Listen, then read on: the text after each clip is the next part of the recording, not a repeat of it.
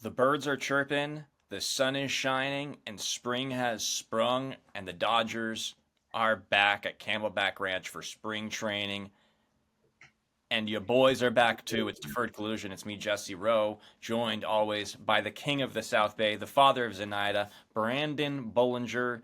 He plays the bass. What's up, buddy? How are you? He also shoots guns. Jesse, dude, don't mind the fireworks, dude. It's opening day for spring training. Oh my gosh, can you feel that, dude? I Can you can. smell that? I'm a Can you little hear light. that? I'm a little It's lightheaded from all the spring training right now, but it's because I got to fucking. oh yeah, dude. I I gotta take. love it, dude. Yeah. Hey, he's getting into midseason form. He's got a little thin. Thought he'd try it out for the first time. If he pukes, you know he didn't like it. It's cool. Anyways, I'm doing it for content. hey, we're doing it. We're trying to be big leaguers up here. We're trying We to be got more no viral. we don't got any big chief, so we're going with the Zins. We're not Jesse, getting any views on our shorts, so I need to throw up on camera or something to make sure we go yeah, viral. dude, we're going jackass style on it. Yeah. But Jess, there is a new spring season upon us. The Dodgers and Cubs broke the ice as of recording. And here we are, 30 teams with an opportunity to get their season in line and try and be in the best position possible to win a World Series championship this fall. We're pushing off the dock, Big Daddy. How does it feel? Are you excited? Are you nervous? You don't care? Are you not up for spring training? You tell me. I'm very disappointed because Dodgers spent all this money, $392 million payroll, and they can't have a fucking undefeated season. What's that about? What is going on? You're Losing fucking 12-4 to the Cubs. What was the score? Got our asses Dude, kicked today. my parlay's already fucking ruined. I know, dude. That was supposed to put my daughter through college. Yamamoto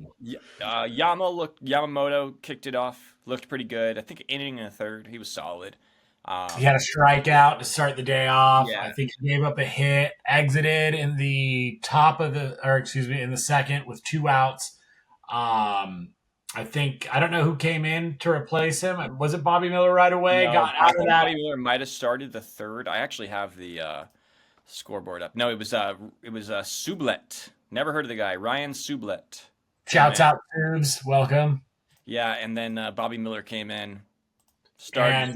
Boy, this is just horrible because what a tough season he had last year. I still have like high belief in Bobby Miller. Like I've made the comparison. He reminds me of Dylan Cease, who had some bad ways to start the. Sorry, I'm drinking sparkling water, dude. Give me a fucking break. Fuck you. What are you, a fucking Frenchman, dude? Oh my god.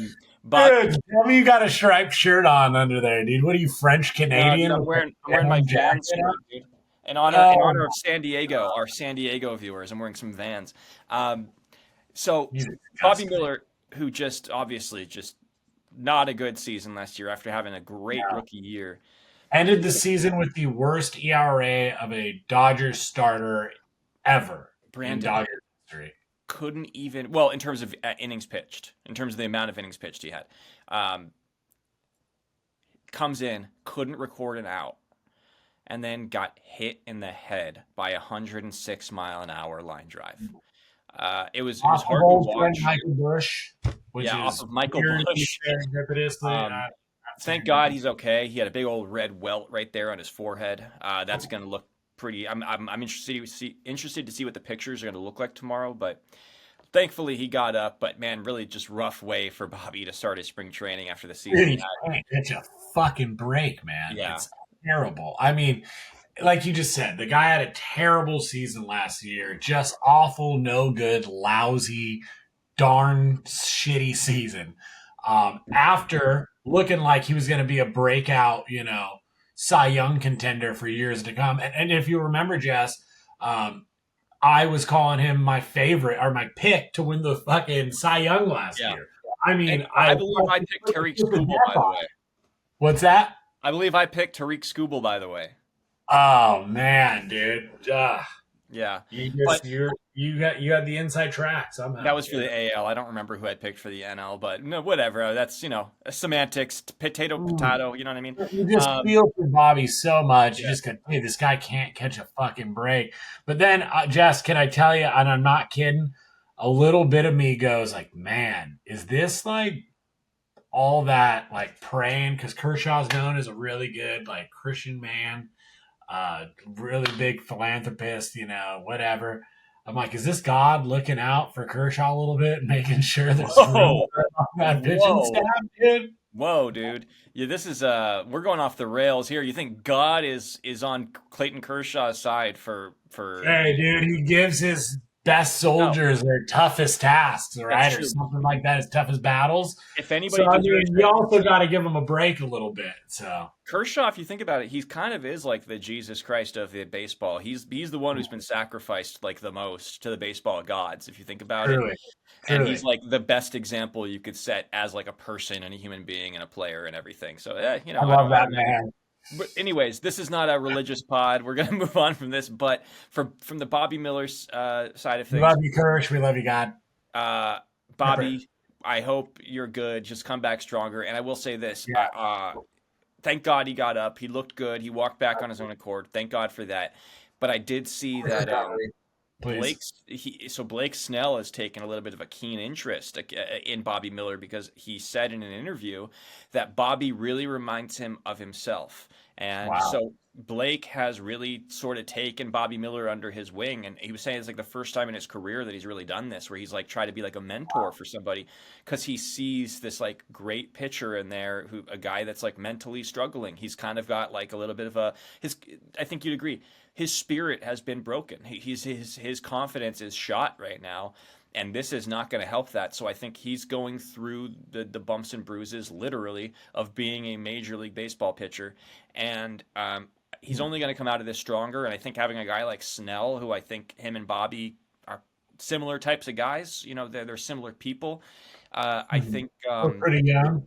I think that's good for him. And those guys, they can smoke blunts together on the team bus and have some good conversations. And I think it's really going to help Bobby to have a guy like Snell in his corner, giving him some good advice. Absolutely, man. I mean, a guy that could win a Cy Young in both leagues is as a guy to listen to, right? I mean, Yeah, he's done it on the biggest stage in the World Series, and hasn't got the ring to show for it yet, but has just been a dominant pitcher. And you know, even as like a career baseball player, you root for a guy like Snell because he went out on a prove it deal and did just that and got the bag, and is now on the defending champions team with just about the best chance to threaten to repeat as anybody's had in the last quarter century. I'm So it's exciting. I I'm also really going to say hope. something about that. Sorry, and I'm going to predict this. Even with how stacked the Dodgers pitching staff is and how it seems like there's not a lot of room for a guy like Bobby Miller right now, I'm going to predict that Bobby Miller is going to play a huge part for this Dodger team this year. I just believe it. I don't think that you're in year 3 of being a major leaguer. You got to start putting some some seasons together to get a big contract. And I think that he is. I think that he's going to play a big part because they're going to need him, dude. I know that it seems like they're not because they're so stacked. There's no guarantee that Shohei is going to be good. He's not pitching until May. There's no guarantee that Sasaki is 100% healthy. We don't know what's going on with his arm. I mean, I was joking about Kirsch, but they're saying Yeah, that he's not expected to pitch until June. He had yeah.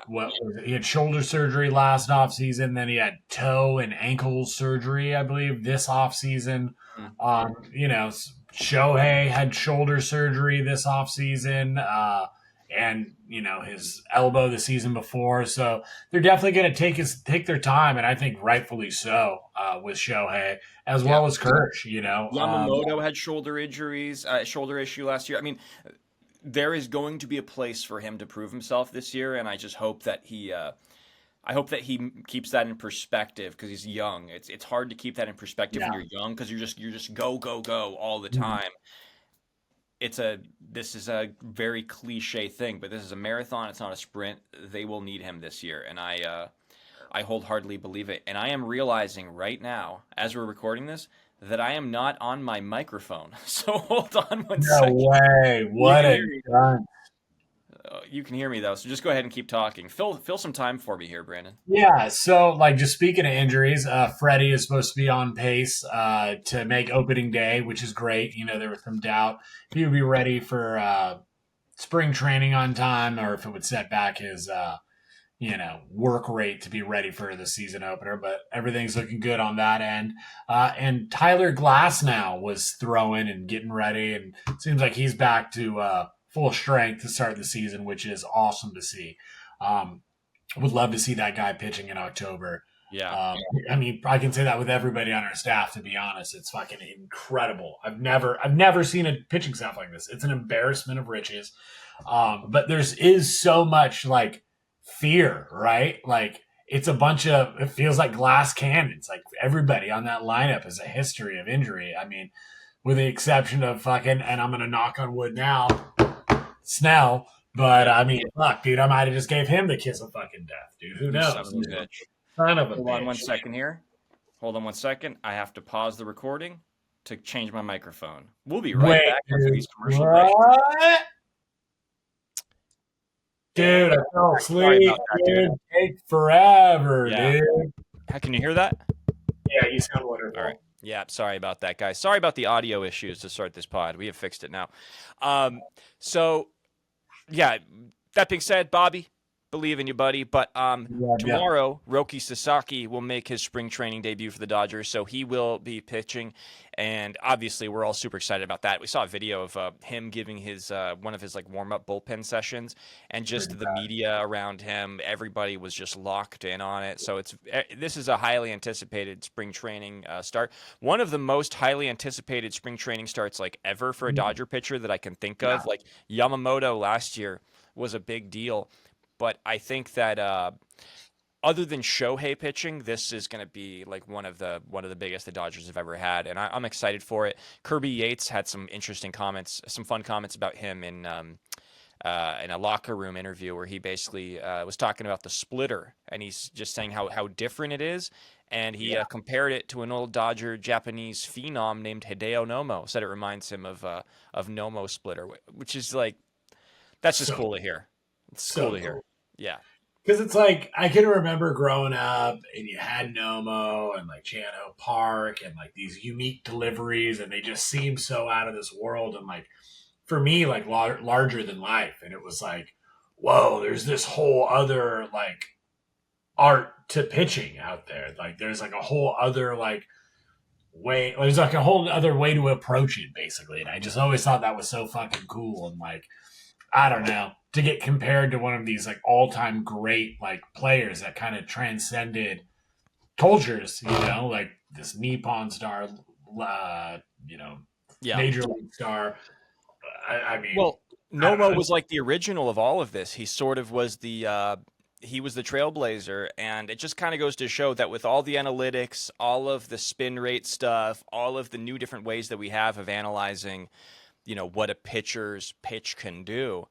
The fact of the matter is, sometimes it just comes down to the eye test, and if a pitch is good, a pitch is good. And it just goes to show that Nomo was probably throwing some of that funk, that the spin rate guys would have loved nowadays too. So it's cool to see.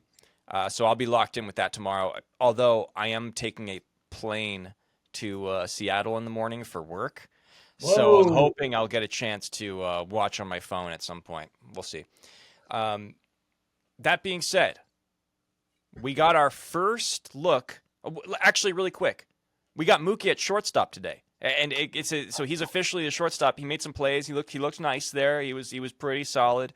What did you think? How did you think he looked there? Is his new position, or I guess you should say his official locked in position as a shortstop starting the season? Yeah, it was his coming out party as a shortstop, if you will.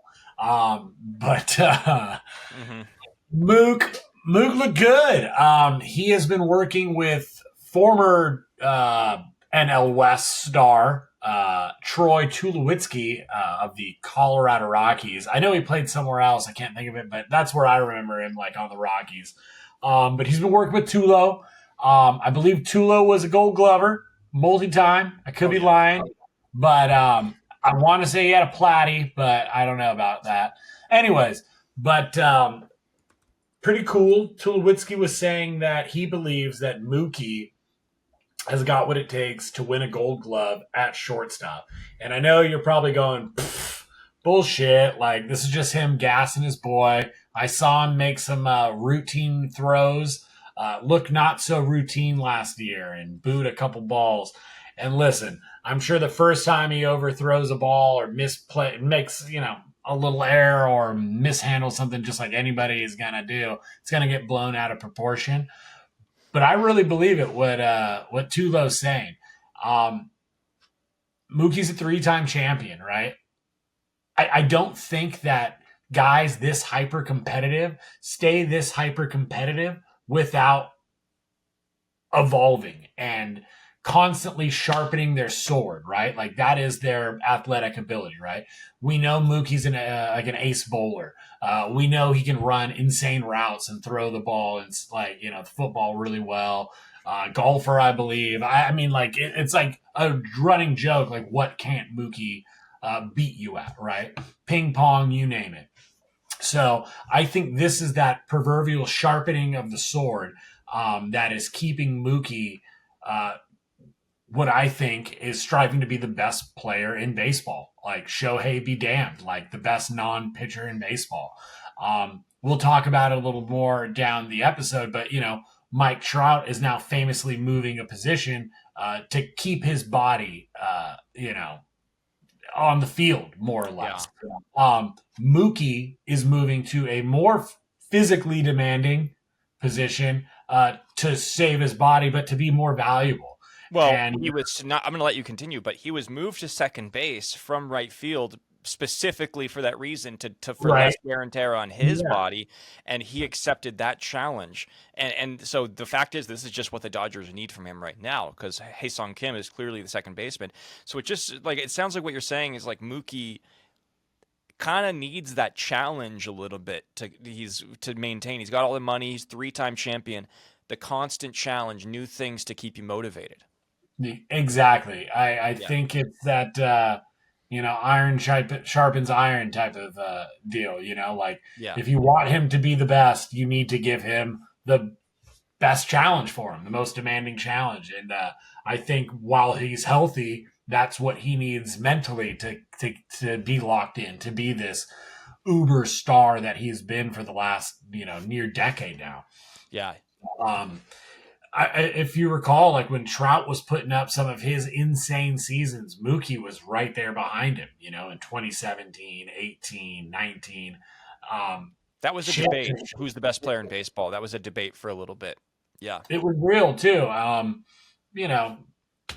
But now we're a couple years removed from Trout's prime and Mookie's still doing the damn thing. And, driving in the winning run of the World Series, on a sac fly. Like, you know what I mean? A part of this all-time lineup murderer's row of the three-head MVPs. And you don't want Mookie going down like the Anthony Rendon path, right? Where he just starts like not loving the game as much because it's just, not that it's like too easy for him, but he just doesn't feel like as like challenged or motivated by it anymore. And that will be the first and last time Mookie Betts is ever compared to Anthony Rendon.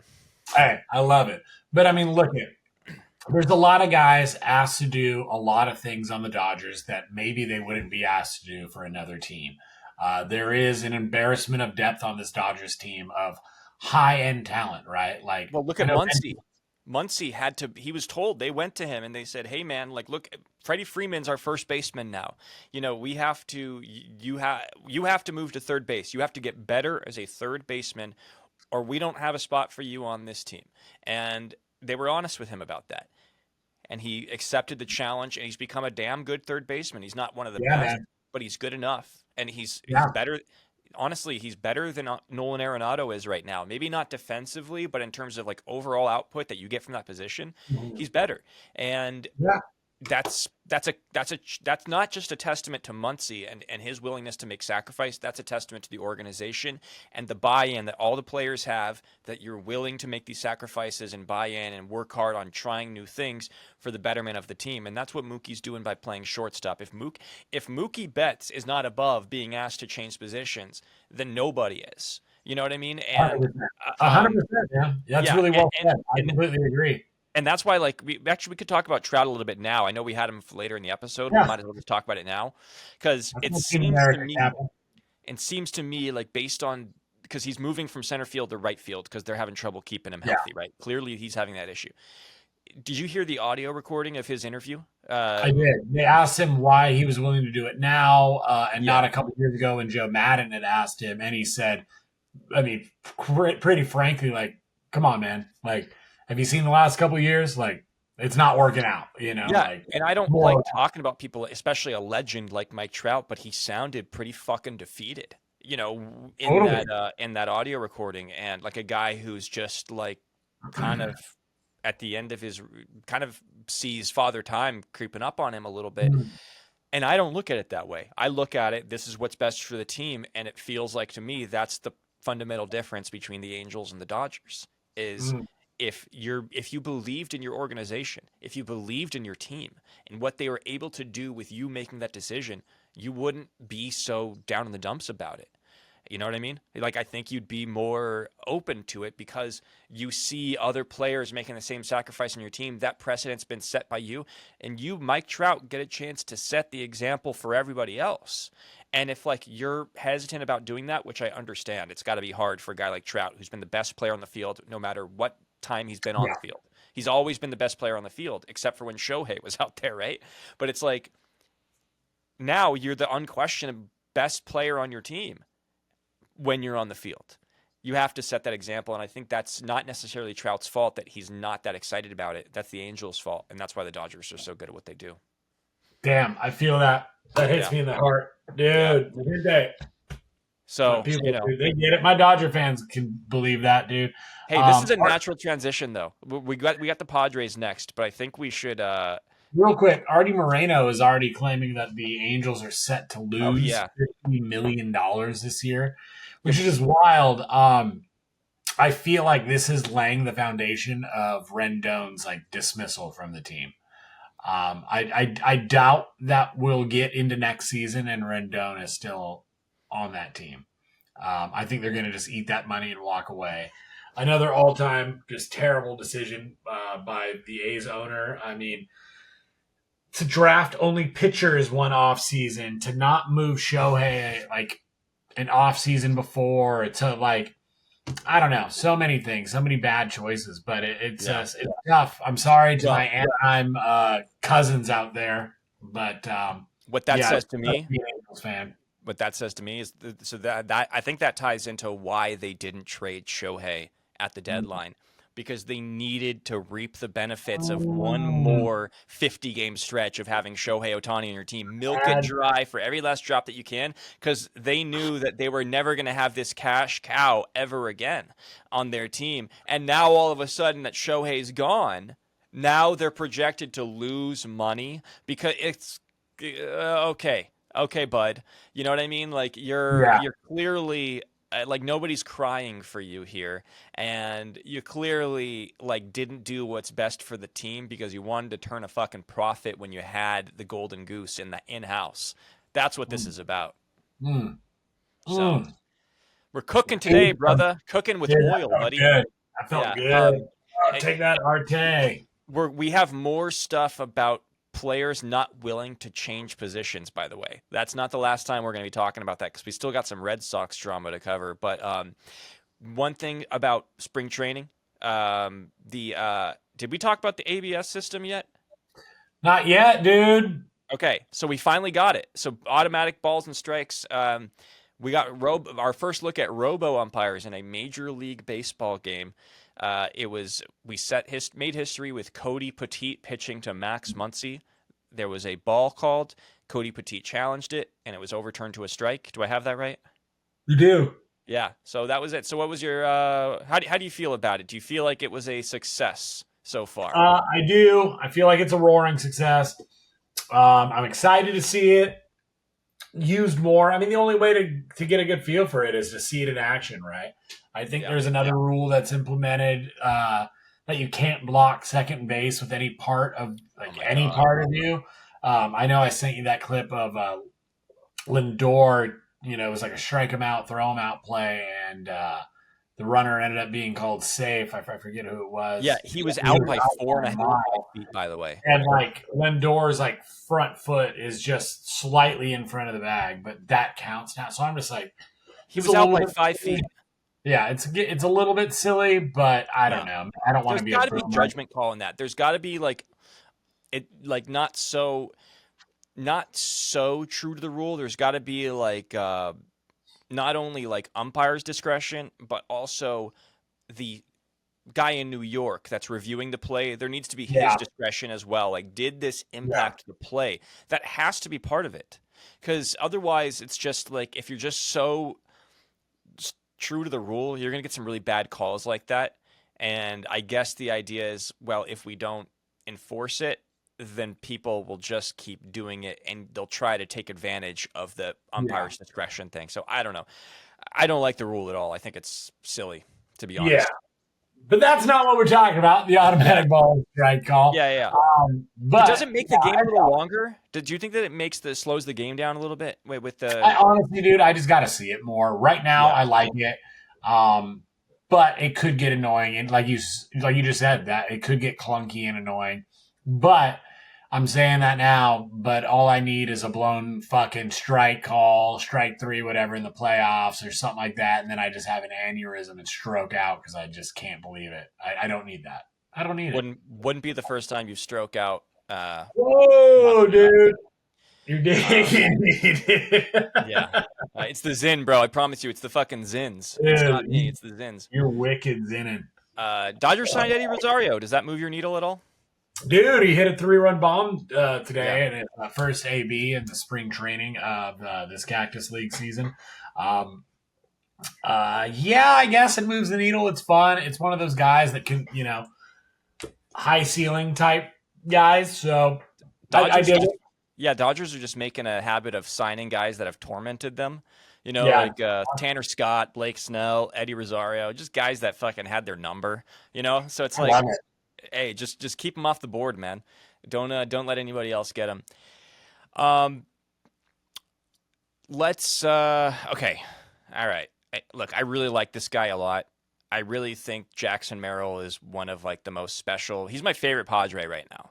Like in He's terms super of talented. guys I on that love the team, way the guy balls. I love his game. I just think that he's super fun to watch. He's a dog. I think he's going to be a good leader for that team one day. Yeah, And I I think that agree. they need him, but he's had a couple of pretty ridiculous quotes this offseason so far, and it's not doing himself any favors what he said yesterday or today. I don't know when he said it, but he was doing an interview talking about the Padres and where they stand against the Dodgers this year, and he said it's a little taken out of context, so go look at it yourself. You know what I mean, to see it in full context. But something that he threw in Not there was, that out of context, yeah, though. was that we don't need $100 million contracts to win, is what he said. He said And that. He full he on said that. he actually like put that out into the universe and like just was like okay, moving on. I said it, fact, true, and I'm going to take it a little easy on him. I might play good cop, you might play bad cop here. I don't know, but I'm just going to remind everybody that the Padres have $400 million contracts on their team right now. They have Manny Machado, who signed two of them since coming to the Padres, Fernando Tatis, and Joe Musgrove, as well as who am I missing here? The worst contract ever, and Xander Bogaerts. Oh So shit! Don't forget him. yeah, yeah. So Yikes, brother. Yeah, I don't know. I get what you're saying, and I appreciate it. I don't know. See it as it was in context. It's a direct shot at their lack of offseason movement. About guys like Tanner Scott, or I honestly want to say Blake Snell more specifically, going over to the Dodgers. It felt targeted to me. Shouts out Dave Roberts. So that was a little distressing. So we're gonna have to take a look back at the tape. No, but I'm okay, serious. I just got it. I was like, what is he talking about? And it took me. I'm a little slow here. It's the Zins, bro. Dude, the Zen. Yeah. No, it's oh man, yeah, no, it's. I felt like it was pointed. I don't think it was like a huge deal, but I think it was just a little I just think it was a little yeah, I'm annoyed. But fuck these fools. I'm Yeah. gonna go. He says that the guys that are in this room, that's who he's ready to go to war with, and that fires me up. That's that Yeah. dog you're talking But about. maybe I have another theory. Maybe he's just not good at math. Maybe he That's just like fair, doesn't know like numbers all that well and like I but don't know. He's a young kid. He's still on his rookie deal. He's like 3 years away from contract extension talks, So he's making show money, but he's not making like big show, big man. big league show money yet, you know what I mean? So I think that he might just be a little he may be a little out of his element talking about it. So I'm going to cut him some slack because I think I'm he's gonna disagree hard and cut you off there. There yeah. is no fucking way that he's got money bags Manny Machado on his team and El fucking Nino the dancing peacock Yeah. fucking just dancing them dollar bills. Look, and I'm not shitting on him. That's money well earned. Those guys are fucking studs.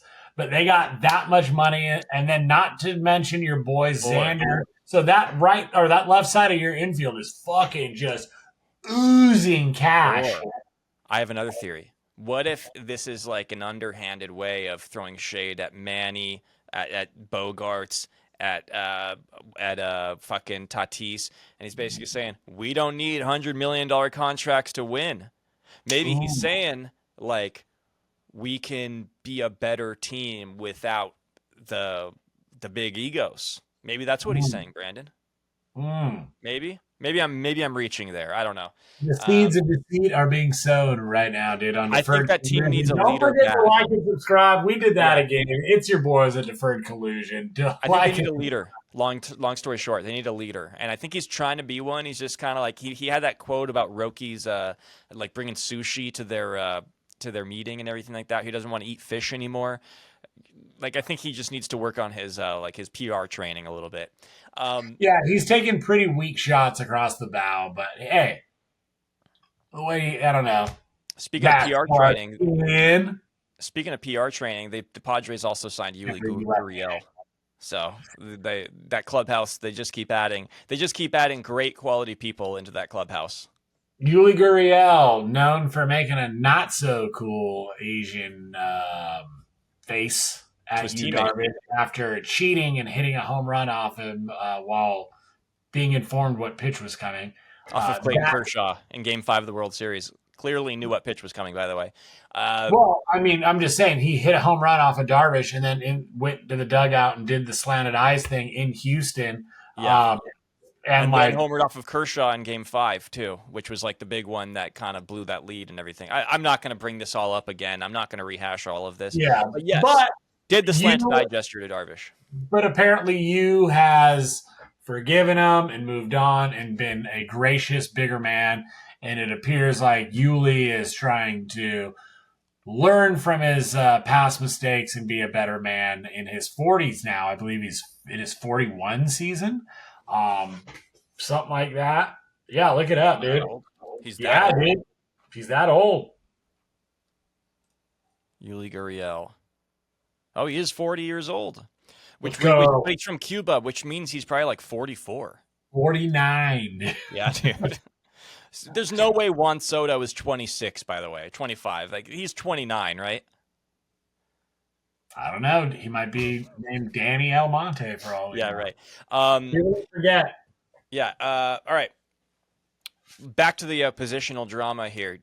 The Red Sox just signed Alex Bregman. We obviously talked about it last week. It's caused a little bit of some chaos in Red Sox camp here, with not people not wanting to change positions. This is what I'm talking about, Brandon. The Dodgers have set the fucking benchmark for how a team is supposed to operate here.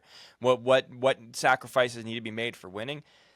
Not a good start for the Red Sox. Rafael Devers, who is a champion, so he does know what it takes to win. So that needs to be noted here.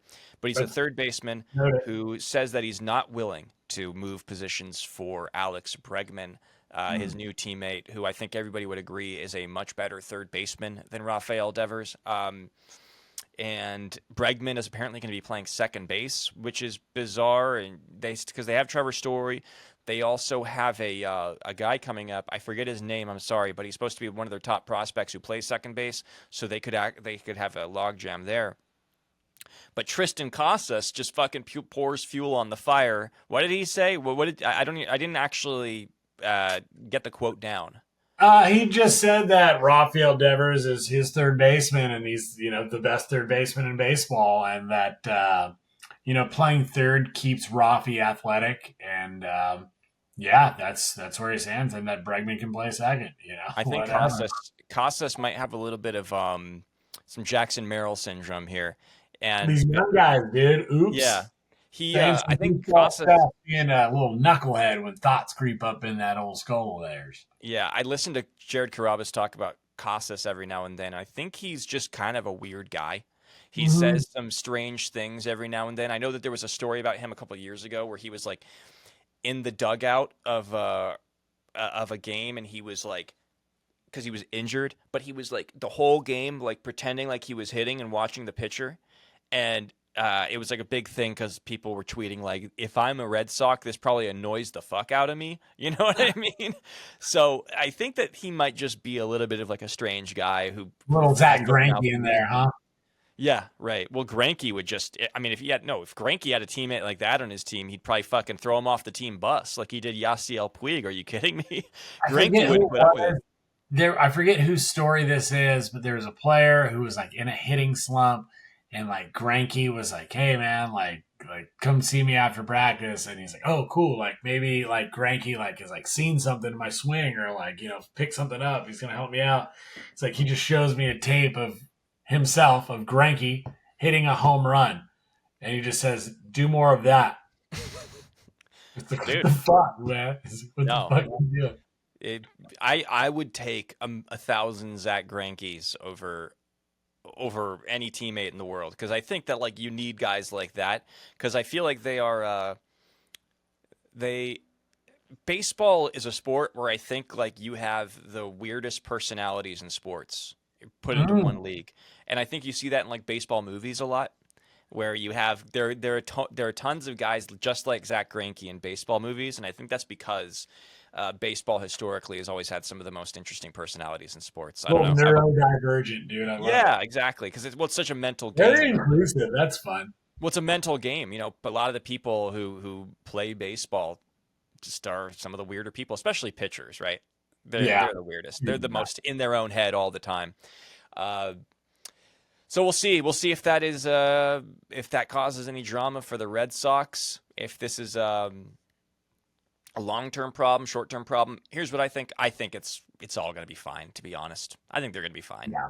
They'll figure it out. It'll work out. And honestly, I kind of feel like it's going to end up with Bregman being at third. I know that there were some like interesting comments made by Cora. Oh, yeah, because he said he didn't want to DH either, right? Devers said he didn't want to DH, yeah. Just flat out no about it, plain no. And Cora said that, the guys that made that deal with Rafi, like they're in St. Louis now or wherever Heimblum is, Chicago. I think it's St. Louis. But yeah, I mean, that was maybe not the best way to approach like your superstar, your like, your team captain, if you will, like maybe a little foot and mouth moment, but I definitely trust Alex Cora over there. It seems like the team loves him. Really have heard nothing but good things, even from guys that he cheated out of a World Series in 2017 and maybe 18. Yep. But that's just the Dodger diehard in me that can't ever let shit like that go. And I loved Alex Cora. He was a great shortstop for the Dodgers for a little bit, and I think he played some other positions. But yeah, well, he's mostly known for having that 19 pitch at bat. Like that's like his big Dodger moment. It's what he's known for. So whatever. Maybe he knew what was coming. Maybe that's why the fucking at bat lasted so long. In my mind, dude. No, it couldn't have been, dude. He couldn't have had that pager on him beeping away. Yeah. No, it's annoying though. It's annoying. It's annoying. It is. The league just didn't do more about that cheating scandal, Jess. I know. Leave it at that. But they're taking care of the important things though, because they're taking care of getting ESPN out of the baseball business. That's breaking news too. That's huge, right? So, from my understanding of it, ESPN and MLB have basically agreed to mutually sort of opt out of their deal for the 2026 to 2028 seasons. So MLB will no longer be broadcast on ESPN. Uh, I wonder if some of this has to do with blackout issues that baseball is trying to solve. Because I've been thinking about it a little bit since we started talking about it, and I remember Rob Manfred saying that this is like the big passion project of his right now. Other than like some rule changes to make the game more palatable, he really wants to end blackouts because what happened was is that MLB made a bet on local programming, right? A long time ago when they got all these new TV deals, they made a bet on local programming, and whereas like got NBA and NFL they made a bet on national. So MLB smartly said baseball's a very local game, local markets. Like nobody wants to, it's hard to get people to tune into the Kansas City Royals other than people from Kansas City, even when they're really good. But we're all going to tune in to see Patrick Mahomes and the Chiefs, right? So baseball understood where their markets played in all of this Yeah. smartly. That was, that's a credit to Bud Selig. So I think that's what this has to do with because ESPN is notorious for blackouts on when the Dodgers are playing in LA and ESPN has that game. You can't watch it on ESPN if you live in LA. You just can't. You never, unless you have the Dodgers TV package, and then you can watch it. Sometimes even they don't get those Sunday night baseball games, Yeah. and then you can't You watch it at still have all. to watch it on ESPN. Yeah. Right. So that's where I think a lot of this is coming from. But it's I guess ESPN's basically just not going to be broadcasting any games anymore, and I think this is actually a good thing in the long term because I think that they're going to try to solve a lot of these problems with. We've heard ad nauseum about teams like God, who is it that are having local programming issues with TV deals. I Uh, mean, all Tons of over. teams all over the Yeah. league. That's why the Diamond Padres. Network, Yeah. the Diamond All Network the, is swooping in and picking up a lot of these networks so that because MLB is trying to solve this problem, and that's the big advantage that the Dodgers have over everybody is that we have this sweet TV deal that basically covers our fucking payroll. So I think that's what MLB is trying to do here. yeah, I think it makes a lot of sense. You might have the bigger teams, your Yesens and your, whatever the Mets one is. I think the No. Phillies It's yes, and then it's Nesson. Yes, Nesson, and then Yeah, are the Mets on? Do they got their own? Mets have Nesson, I believe. Are they? Yeah, and then no, that's New England, right? So it's Yeah. Mets have SNY, um, Yankees have yes, Boston has Nesson, Toronto has Sky Sports, I believe. Yeah. Toronto actually has a pretty sweet TV deal, and that's why they're able to go out and throw those contracts out there that they're trying to get. But So and yeah, not for Vladdy Jr. apparently, who I will know. be hitting the free open market, Yeah, dude. And then yeah, he was out here liking a jersey edit of him in a Yankees jersey, dude. So does this mean he might get signed next year? Or do you think, no, dude? What do you think the odds are he gets traded before the season's over? I mean, right? He no. has to. We got to get some I value from him. I think it's very high if the Blue Jays aren't in the playoff hunt. I think it's very, very high. I think they're going to blow it up. And I think that there's a chance that they would trade him and then still try to sign him because they're clearly trying to. They're trying to sign anybody and everybody, and Yeah. I could see that happening. But no, he's going to the Mets, dude. Like this is already written in stone. He's going to the Mm. Mets. Like you don't even need to worry about it. Pencil it in. Vladimir Guerrero Jr. will be batting back to back with Juan Soto in a Mets lineup in 2026. It kind Etching, of feels like there isn't even another great option for him. Like I would love to see the Mariners make a play for him, but they're not going to spend that kind of money. never gonna So it's fucking happen, like, dude. Dude, this was the offseason for the Mariners. This was it. They have their pitching staff like all ready to go, locked in. This is a World Series caliber pitching staff, and they did. Who did they sign? They signed exactly like no. Um, What were we talking about? Oh yeah, ESPN. Fuck ESPN. I saw Fuck that. I was ESPN, watching dude. First Take. I was watching First Take, and they were talking about the Dodgers payroll situation because I guess the numbers came out. It looks like Dodgers are at 392, and the Mhm. Marlins are like 45 million. And so Mad Dog Russo and Molly Karam start like having a hissy fit about how bad that is for baseball. That there's this $350 million gap. Ignoring the fact that like this is exactly what happened with the Yankees back in like the 2000s, except it was worse, where the Yankees, when they had the top payroll in baseball, they were close to double the next highest team, whereas the Dodgers are only like 40, 30 million above whoever's number two. Like The it's like the Mets, which is like what less than 10% of the payroll. It's not even comparable. And not only that, but like if you're going to try to make this argument, can you use a team different than the Marlins? Like this is the case in point of like the worst ownership in baseball, the worst impulses of an ownership group in baseball. They've notoriously just cashed out on their trade chips every single time that they get, and they never spend any money. So it's like Yeah, that's a bad example. yeah, and I think even in that same clip, I think Russo's like, "Yeah, well, what are they going to do? Spend $150 million? That's still not even half, and like they can't win if you're only spending half." And it's like, That was dude, good. thank you, man. Fuck Yeah, that guy. that was Yeah, good. but he's got a bad day. I don't know. Yeah, Anyways, but yeah, basically his point was that it's like, well, what if they even spent $150 million? That's nothing. You can't win it with $150 million. And I'm like, no, dude, that's like what teams should be spending. Like every team should be spending over $100 million on their payroll. I think it's terrible that a major market like Miami is being left to fucking rot on the vine with a terrible ownership that's not investing in that fucking team.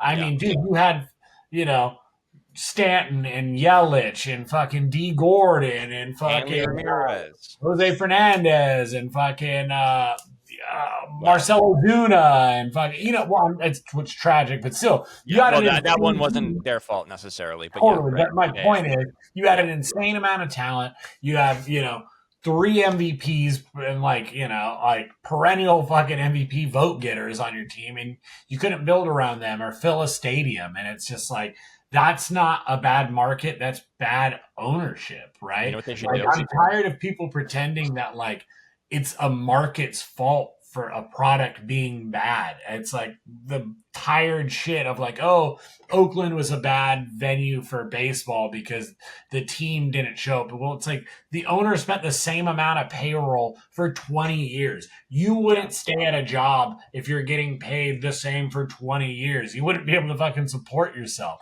So how yeah, can you dude. think that you're going to support like competitive team? And by all means, like for example, the A's player development and scouting, and like it was incredible. They've developed some of the premier stars throughout the league, but none of them were stars with the A's, They budded there and then went somewhere else or were tossed away and then picked up by, like, I don't know, like the team like the Dodgers, Max Muncy being the prime example. But Andre Jess, like, Ethier.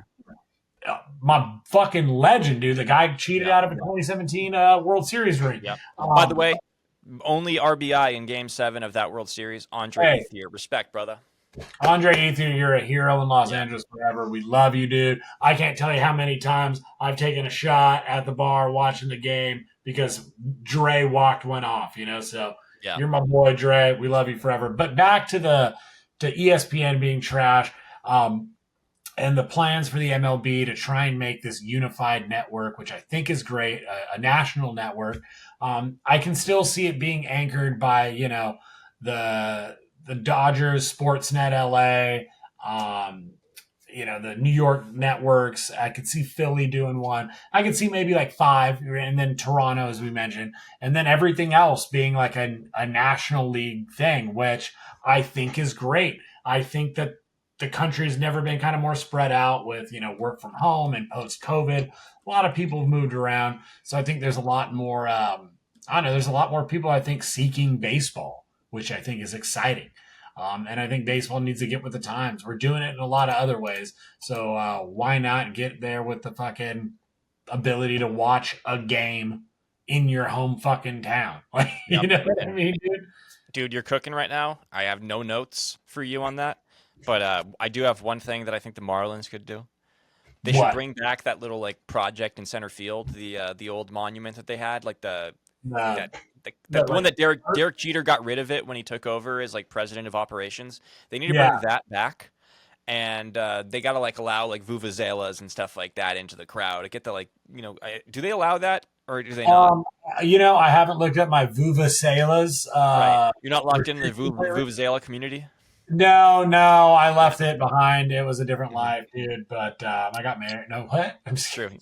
Yeah, Is no, that you're a the different little man. horn thing that you It's the whip one that around? like yeah, it's like the shakers. I think what was it, Okay, vuvuzela? that's fun. That's Yeah, fun. yeah. Yeah, that could be such No, a it is a fun horn. ballpark, dude. Like if they embrace It's a the horn. community It's a a horn. little bit. Sorry, you're right. It's a horn. I apologize. Yeah, Come on, dude. You yeah. fucking colonizer. You disgust. Embrace your Latin community a little bit more, Sorry, and just dude. I've never been to Miami. I no. apologize. I'm talking about Miami embracing the Latin community a Oh, little bit more. Yeah, not you. Dodgers do oh, that just fine, bro. They're doing like, that just fine. But Miami should do it a little bit more. But maybe that's part of it. Maybe they're just I don't know. Maybe it's not a very Latin flavor in that front office. If you catch what I'm saying. All right, yeah, Brandon, this is a fun one, buddy. maybe their owners want to move to Orlando or something like that. Maybe they're John Fisher Tampa, types and they don't like seasoning on their food. Oh, Jacksonville. that way. Move to Whoa. Jacksonville. It worked out for the Jaguars. Yeah. Not. All right, Brando, this was a fun one, buddy. Yes, Um, it's always a pleasure, my man. yeah. Hey, dude, can I tell you something? Hmm. Could you tell my friends out there to like or comment or maybe even subscribe, share with their friends? Hey, we always like to do that at the beginning of the episode, but I'm happy that we're doing that 50 minutes in. That's good. That's good long-term strategy for our YouTube channel. We But yes, love it, please dude. like and subscribe, comment, engage with us. Tell us what we did wrong. Tell us if we're idiots. It's all good for us in the algorithm, brother. So, Brandon, love you, buddy, and go Dodgers. Let's go watch Sasaki tomorrow, guys. He's pitching. He's Hey, making his spring training debut. Go watch it. baseball's back, baby. Yeah. There's a possibility in the air. Anybody can do it. Like we said, the Juggernaut No, Giants. not They've anybody already can won, do it, dude. dude. Not They've anybody can won. do it. Yeah, If the Dodgers can lose, dude, anybody can win the World Series. That's that's not true. the Colorado Rockies. That's true. Peace.